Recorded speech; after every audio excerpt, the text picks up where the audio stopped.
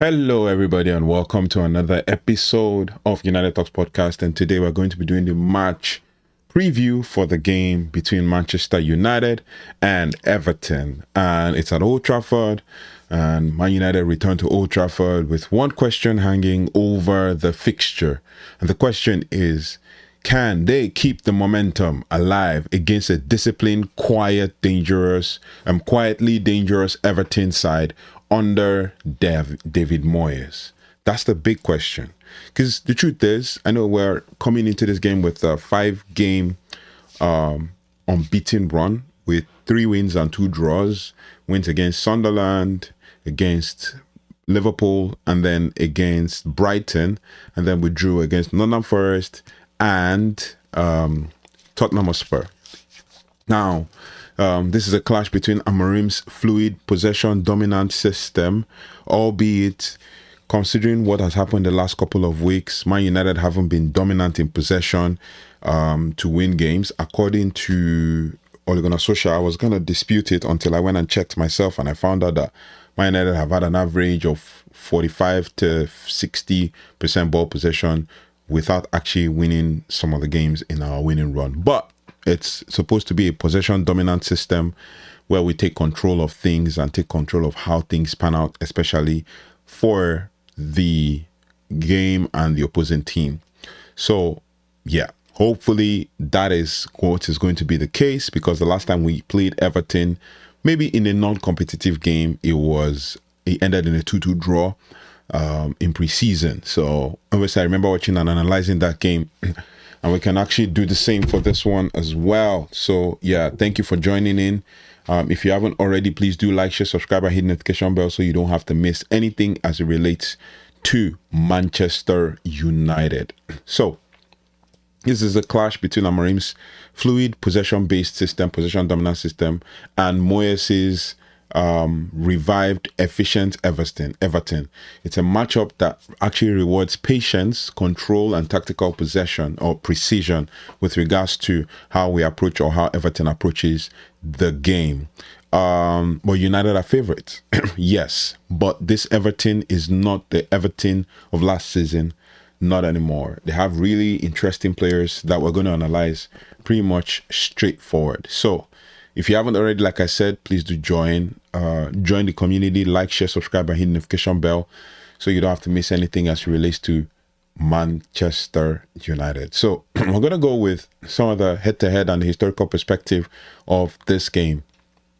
Pretty much straightforward. Historically, this fixture is tilted heavily in United's favor.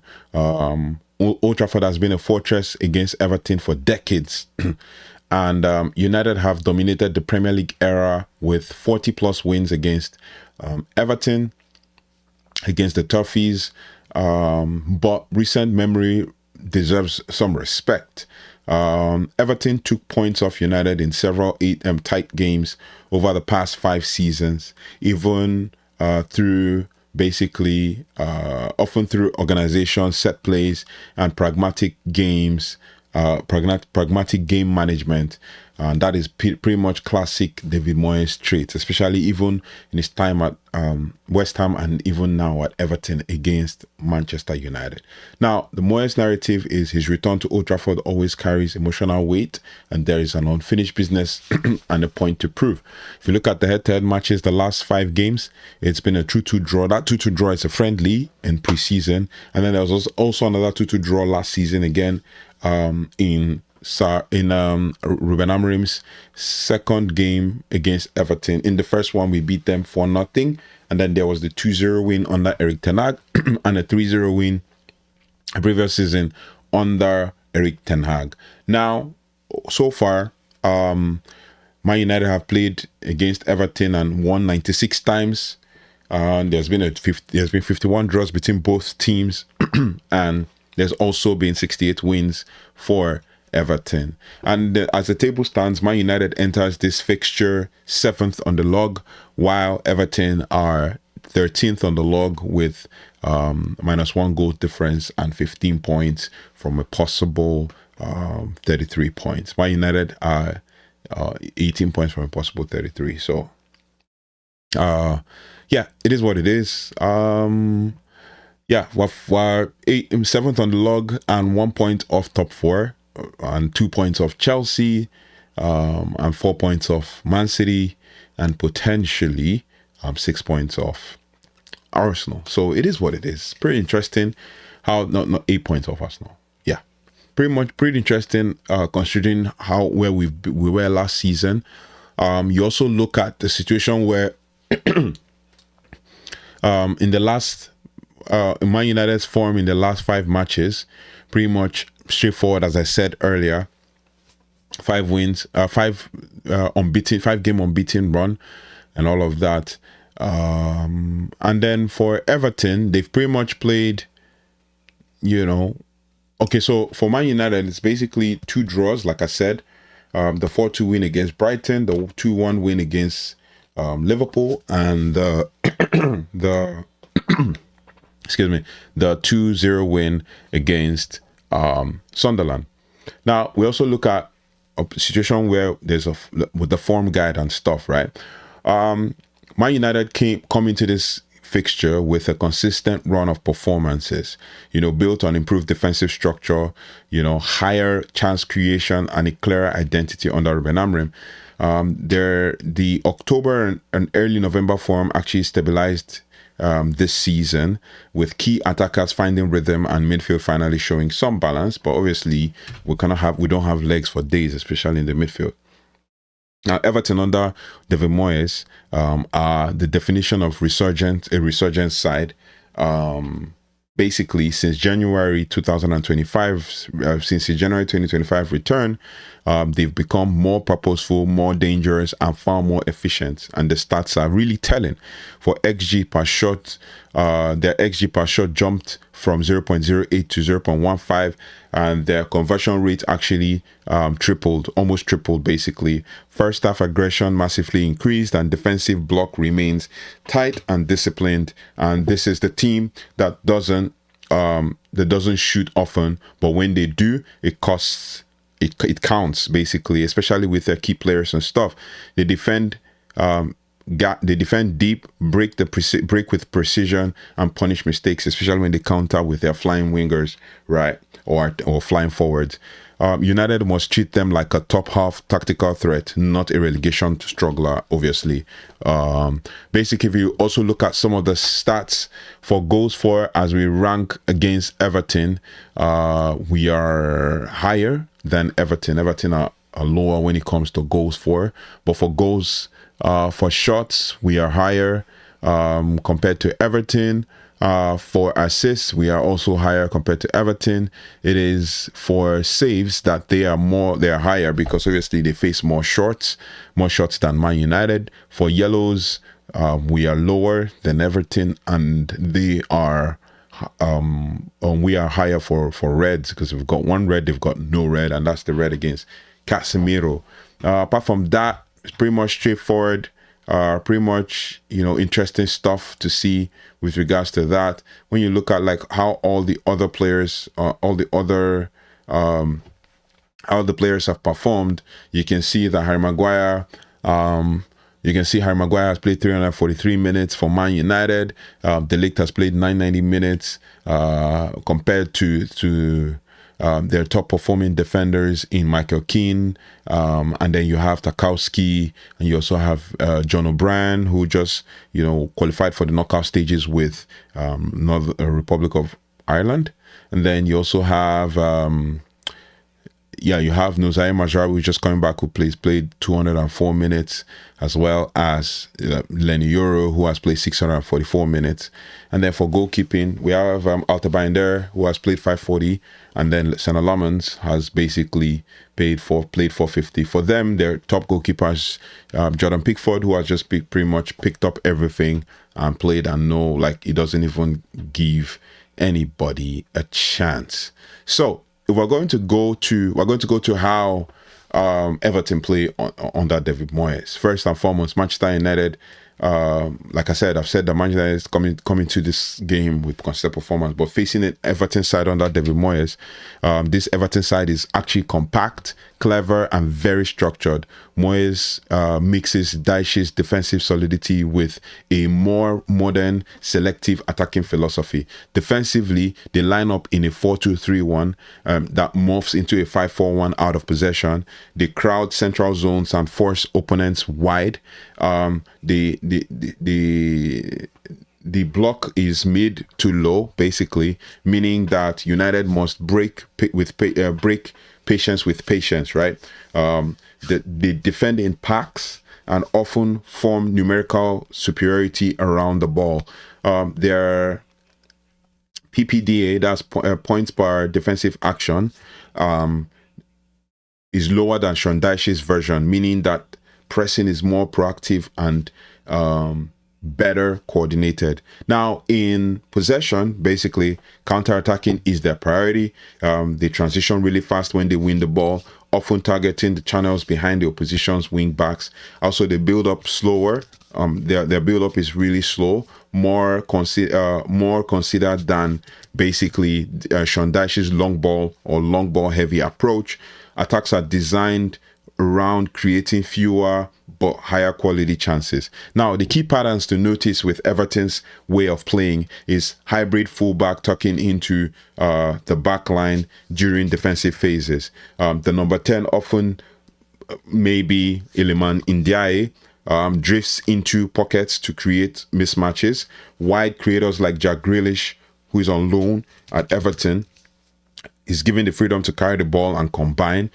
He basically drops back as well to drag the ball forward and carry a runner. So whoever is playing as wing back for Manchester United will need to be very good at marking Jack Grealish. Then this Everton team basically looks basic on the surface, but tactically they are anything but. Basically, if you look at the way they line up and the way they face Man United, so it's gonna be pretty interesting how we approach this game. It's gonna be pretty interesting how we face them in this game. So let me know your thoughts and feelings about how Everton play. And now we move on to their predicted lineup. So basically, this is what we predict, and I mentioned a couple players, and I think this is the lineup based on the last game that they played. They're gonna go with basically Jordan Pickford, obviously in net as a goalie.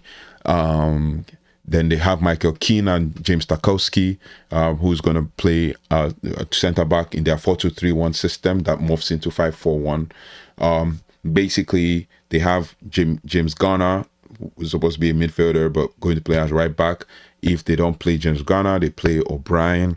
And then they have Mikalenko on the left. And then you have Idrissa Gueye and Team Irobunam playing in center defensive midfield in the midfield pivot.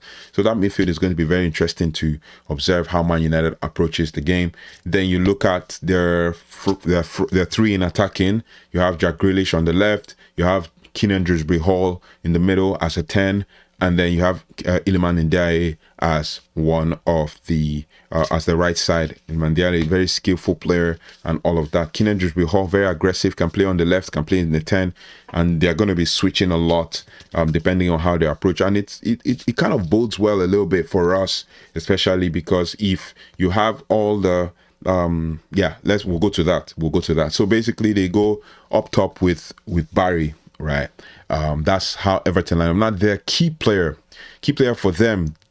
There are multiple key players, but I'm gonna go with one key player or two. I'll mention two. Key player for them is Jack Grealish, basically.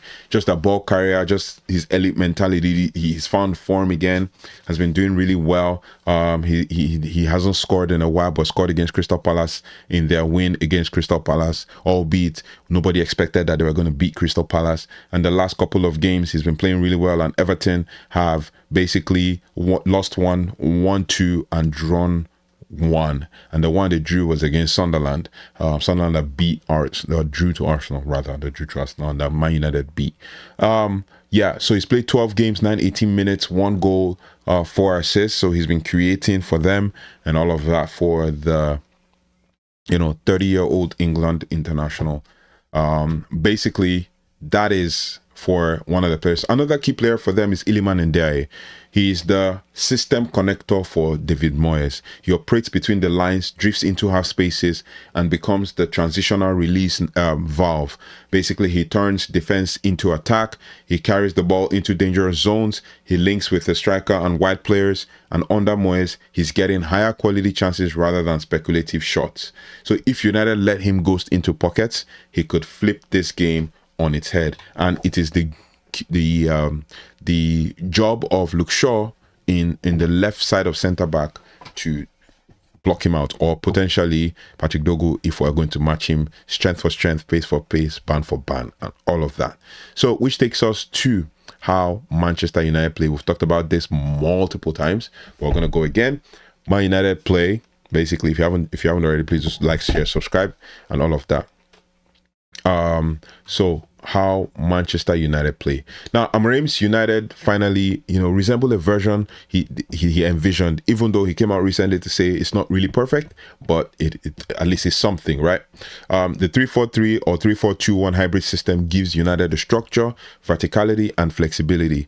Now, you look at in possession, there's a 3-man build-up for stability, basically when we're in possession, and the wing backs actually push extremely high to stretch the pitch, and then Bruno also the second who is going to be the second central midfielder, is going to be deep line playmaker, ball controller, and all of that. And then you have potentially Ahmad drifting inside or going wide to stretch the pitch, operating in tight central pockets. That United can create overload centrally as well, with Cunha dropping deep, or with Mount dropping deep, or Mbeumo dropping deep to carry the ball and then explode into wide areas. So if we're looking at exploding into wide areas, you have like Cunha, Mbeumo stretching the field as much as possible. The result, United are generating more high value chances, scoring more efficiently, and maintaining control in phases where they have previously suffered. Now, out of possession, which is where the bone of contention is basically for Man United, we do a lot of counter pressing. It has improved, actually. We do a lot of counter pressing, especially in the games that we've won. You could see the improvement. Then Bruno, Cunha, and Mbeumo trigger the pressure immediately after losing the ball, especially from Cunha and Mbeumo, or if Mount is like your player that you call the disruptor. He causes chaos in that place, just to get us to win the ball and all of that. Then the midfield double pivot is more coordinated in stepping out and covering in Bruno and Casemiro. So this United has layers, and they are not perfect yet, but they are structured. And why I said they're not perfect yet is the fact that you look at the defense. That is where we've had an issue for a while now, basically conceding goals in different moments or different times. And it doesn't seem to be resolving itself. So we need to think about that and find a way to resolve. And that is conceding from set pieces or from crosses and all of that. So we've been defensively fragile at some points in games, especially in the second half. So we need to work on that to try to build momentum and all of that. So if we're going to look at predicted lineup for Manchester United, we'll go with St. Laments in net.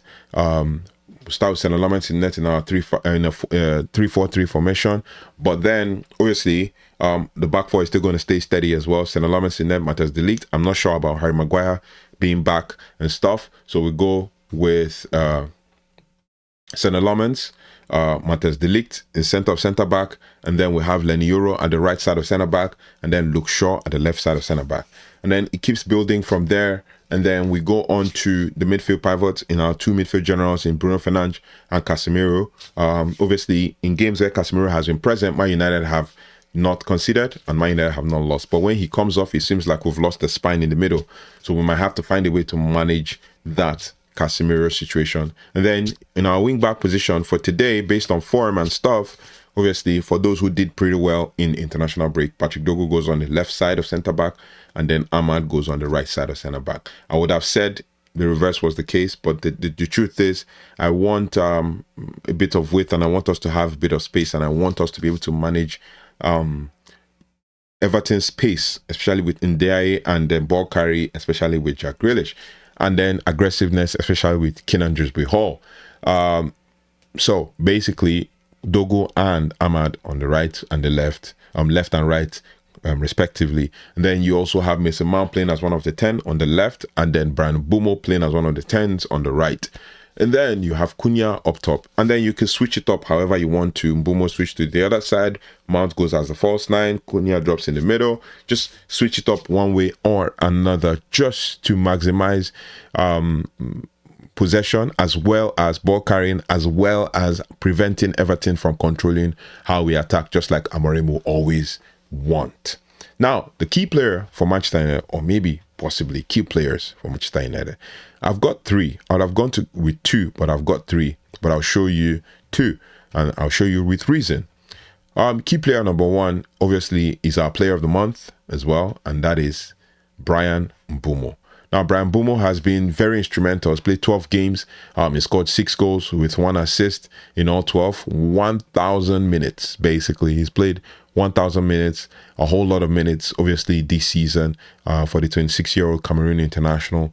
In his last 5 games, or last 4 games, rather, he's scored 2 goals and he's assisted 2 as well. So he's been very, very creative as well in all of that. Scored against Everton, scored against Tottenham Hotspur, and scored against Brighton. Scored 2 against Brighton. So he's been really, impressive for us. It's like our signing of the season. Basically, he stretches the pitch and drags play and then chases when there is a second ball to be won, or is on the end of a cross or a pass or an assist or something, and he's also creating, so which is also key for us. Basically, the goal against Sunderland where he passed to Mount is one of the chances he created. Maybe he needs to create more, but then for someone who put in so many crosses last season, there's a chance he's going to do the same this season. Another key player that we have basically for this team is Bruno Magnifico Fernandes.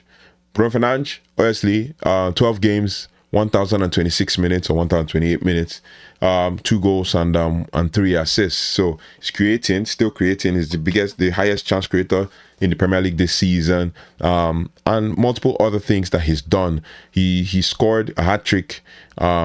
He scored a hat-trick and created an assist, or I think created 2 assists or so in the last game that Portugal played against Armenia, where they won 9-1 and all of that. He was the central creator of everything there. In the last game, in the last 4 games, he hasn't scored apart from the international. But he's been creating, and he's been creating chances, so which is very good. But obviously, he's playing from the deep line playmaking role, so which makes it even key. Another person that we can look at as well as a key player for Man United is Matheus Cunha. Matheus Cunha has become the heartbeat of United's front line. Drops deep to link play. He attacks the box at the right moments, presses relentlessly, takes shots as well, creates unpredictability. He gives us the maverick player, hold-up play with movement and ball carrying. So it'll be interesting to see how Man United line up against Everton.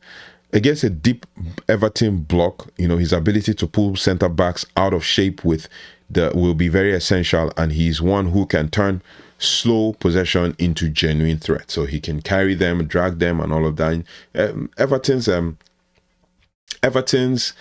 centre-backs can be got at, so we just need to take our chances when we can. Which takes me to, the key strategies for Man United to actually beat Everton. And I'm going to tell you 4 key strategies, which I always come up with every time. The first key strategy is to break the block with width. So not rush through the middle, because they have Timi Robunam and Idrissa Gueye, so they're going to be pressing as well. They're strong, they're aggressive, so you have to break that block. Everton will flood central areas. United must stretch them, probably with Dalot, or probably with Diogo, with Patrick Dogu, or with Ahmad, making aggressive wide runs and crossing from optimal zones will be key. But crossing to who? If you start Xerxes, maybe, and that's it. But it is what it is. You could cross, square play, and all of that, create chances outside at the front of the box, or right, like for late runs, or when we have set pieces, which we seem to be capitalizing on this last couple of games. Also, number 2, press Ndiaye out of the game. So he's Everton's entire transition engine. Very skillful, fleet-footed and all of that. If United cut his space, Everton will lose around 50% of their attacking threat. But also another way to do it is to block every pass, block the passing lane that gets to him. So press on him the moment the ball, and Shaw is good at doing that. So we expect that. Press on him the moment the ball is being passed to him.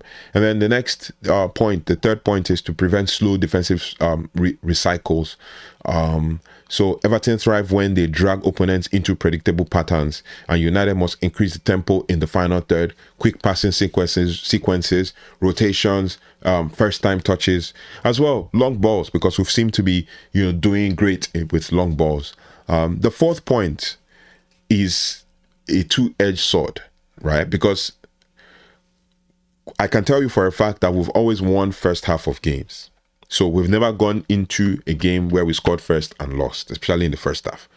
So we need to win the first half and the second half. That's why I said it's a two-edged sword, right? Moyes' Everton are a first half team. Man United are also a first half team. Their numbers spike early and they fade late. Man United also tends to fade late. So it will be a very interesting game to see.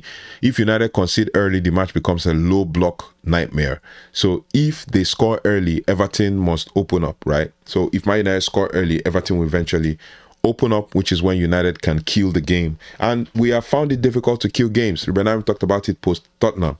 So we need to take advantages and kill games when we get the opportunity to, right? So it will be an interesting game. Now, to wrap everything up, this match is a chess match, a chess game disguised as a Premier League fixture.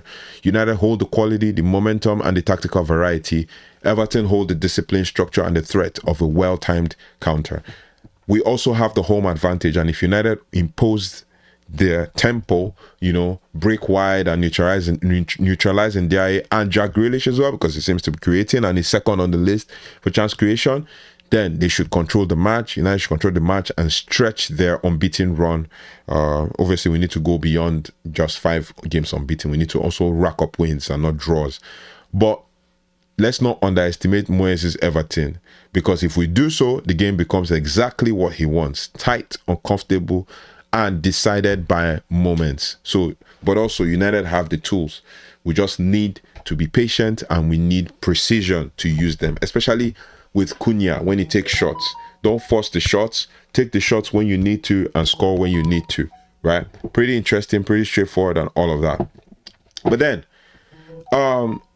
what can I say is my prediction, my score prediction for this one? It's hard to say, because I could say it's a hard-fought game, but the last time we played them was 2-2. The one before that in the Premier League was 2-2, and then Rúben Amorim had beaten them 4-0 before. So what I would say as my prediction for this game will be a hard-fought 2-0 win.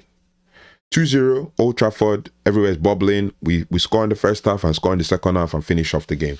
Don't let them thrive. They tend to score eventually, but then we should take full advantage and beat them 2-0. But yeah, what do you guys think? Let me know your thoughts and feelings in the comment section.